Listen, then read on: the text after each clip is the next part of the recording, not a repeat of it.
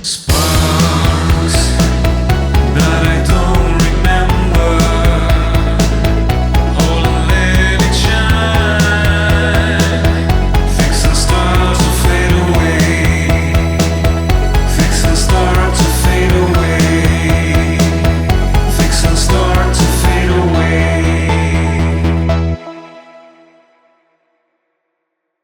Hello, dear friends of Kabbalah International. We are once again with MarioSaban. How are you? Shalom. Shalom, Mario. Very happy because yesterday, going through a little bit of the biography of the person we are going to talk about today, I was filled with joy. Of joy. Absolutely. We are going to talk about Abraham Abulafia, the fantastic Kabbalist from Sepharad, born in Zaragoza. And if you would like to give us a little bit of a biographical review of Abulafia, and then we will continue deepening about his thought. That would be perfect. Well, for me, Abulafia is one of the great Kabbalists of history. We wouldn't understand Kabbalah without Abulafia. He is still largely unknown, despite the fact that his name is repeated and pronounced in various areas of Kabbalah. But he is still very unknown in his way of thinking. Notice that his books were only recently published in Hebrew. They were all in manuscript until the year 2000. They were from 2000 to 2012 published in Hebrew. Practically all of his work. This means that we are the first generation that we have direct access to the sources from which he wrote. Well, he was born in Zaragoza in 1240, a very strong, very thriving Jewish community close to Burgos in the north of Spain. From Zaragoza he was educated, as he says in a biographical part, in Tudela de Navarra. Tudela had a Talmud Torah, a very important school of studies. It also had a Jewish community.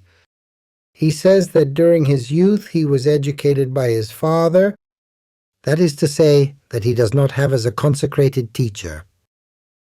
And in this sense, this is quite interesting, because always, in the last years in the Kabbalah, it is reiterated with whom he studied. And Abulafia studied with his father, and not with some renowned sage. And I totally agree with the researcher Moshe Idel, where the great sages of Kabbalah were self-taught. And he says it clearly. What happens is that they had to invent in a certain way, study with my father to give them some validity to that study that they had received. And notice that in his youth, in his 20s, 20 years old, he studied deeply the Guide for the Perplexed of Maimonides. It seemed that his life was going to go towards philosophy, and when he finished reading the Guide for the Perplexed of Maimonides, he comes to the conclusion that there are mysteries in Maimonides which Maimonides himself did not reveal, and he comes to the conclusion that the guide is like the kickstart to enter the Kabbalah, a work of philosophy that takes him directly into mysticism.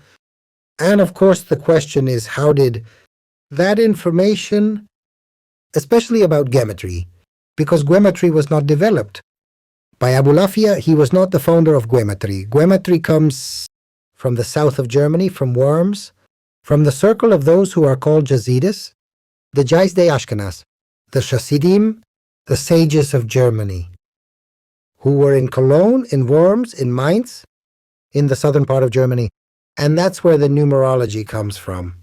Surely through the south of France, to the Jewish quarters of northern Spain. And then he is not the creator of the gematria, but he is one of those who works the most on the methods in some way that we will see later on.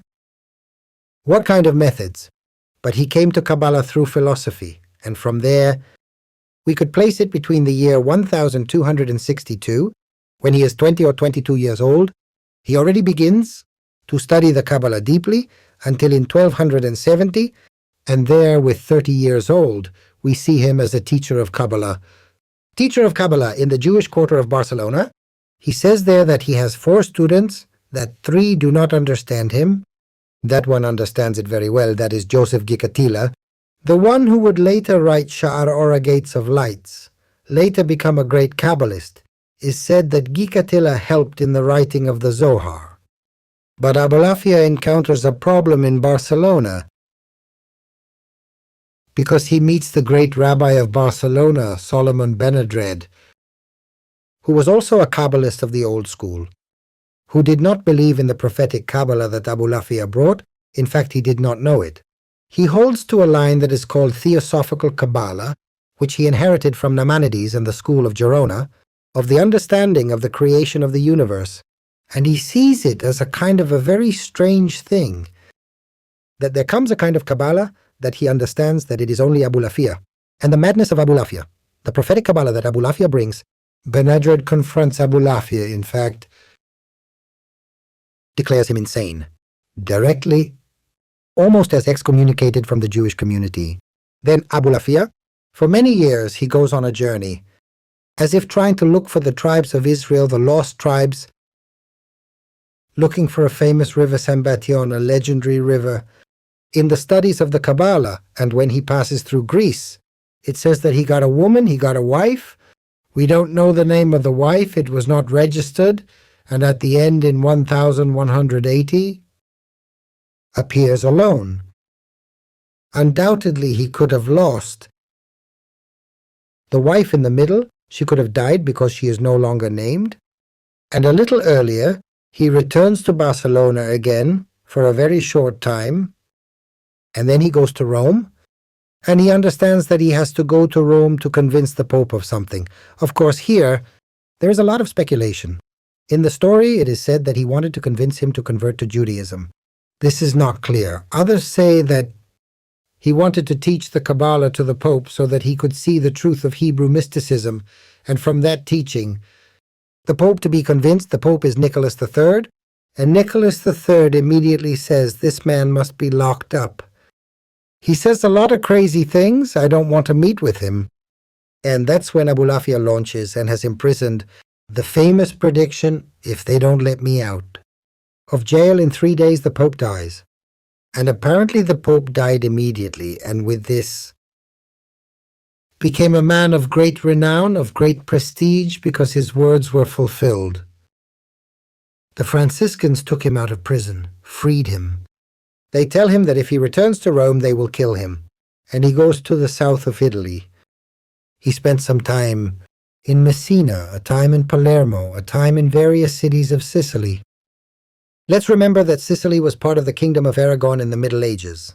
So he goes back to the Kingdom of Aragon in a way, which is where he was also from Barcelona and where he was born, Zaragoza, the capital of the Kingdom of Aragon, and there he began to write all his works. Practically the works that he wrote on Kabbalah starting from the year 1281, arriving in Sicily, until he disappears the year 1292, in the island of Comino, which is a small island near the island of Malta. The island of Malta has a very small island called Comino Island, and that's where he goes to study. It is enclosed with practically no population and ends up creating a lot of manuscripts that begin to circulate throughout Europe. We do not know where his tomb is. He disappears. We do not know if he was buried in the Jewish community in Sicily. There are some who say that disappeared because he ascended to the heavens. Others say that he went to the Mediterranean, that there was another one. They say that he arrived to Barcelona and could be buried in the Montjuic, in the Mount of the Jews of Barcelona. Nobody really knows where he finally died. But what is clear is that his biography is fascinating because history, there will be some people who will want to convince the Pope and Charles V.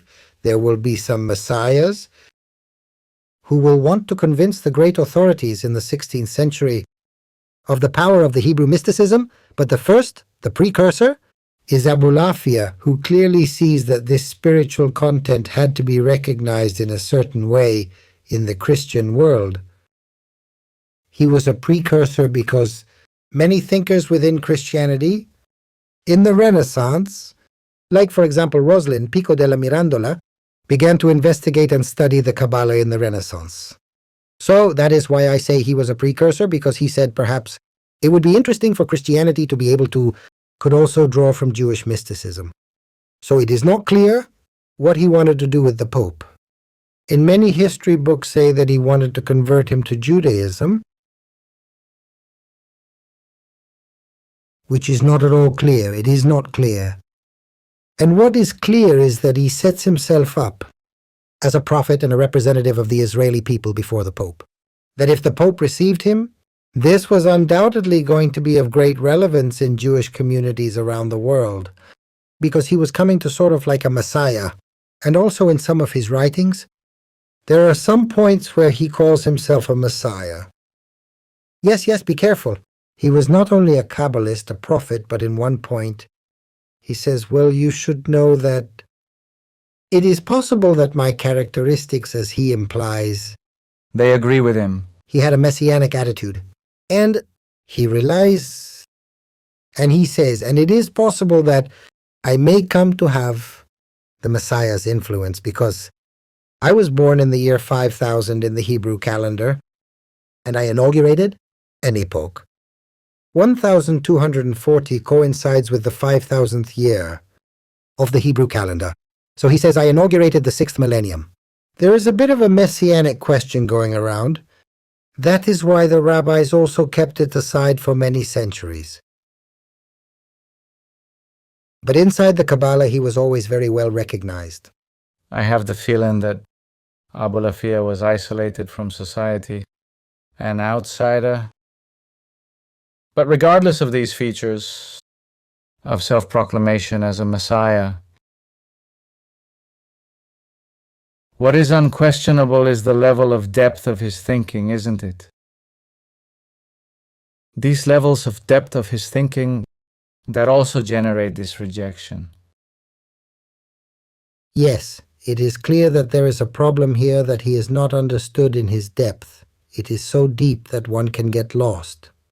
And in fact, I had, thank God, the good fortune to be able to read. I have his complete works on my desk in my library in the original Hebrew. And the truth is that when you are reading them, you have to be very cautious, very calm, very concentrated, because when you finish the sentence, you understand one thing. And if you go back again to the same sentence, you understand another. That is, he creates sentences at different levels. So there comes a moment even that many of the sentences end. And I think I don't have to explain this to you, says Abulafia, because if you have understood it, it is because you are fit for the Kabbalah. And if you haven't understood it, is that you are not yet fit.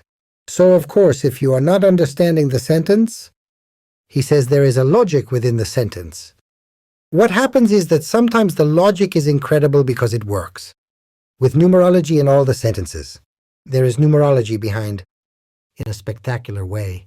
He works numerology and works the senses of language as a whole. Suddenly it puts you 3 words in Hebrew whose root meaning are 3 letters. That is the root, verbal root. Let's say the root of these 3 words are the same, and he is hooking these 3 in the same conception. So he's showing you that the Hebrew language also has a logic by which there is an internal coherence. In the sentence itself, from the fact that he can use words that seem different, with the same grammatical structure, it is really impressive what he does. Mario, I'm going to make you a proposal. I think that Abulafia's topic could be the subject of another chapter. Absolutely. So let's make a small advance, and honoring Abulafia's circular thinking, let's end with, hello dear friends of Kabbalah International.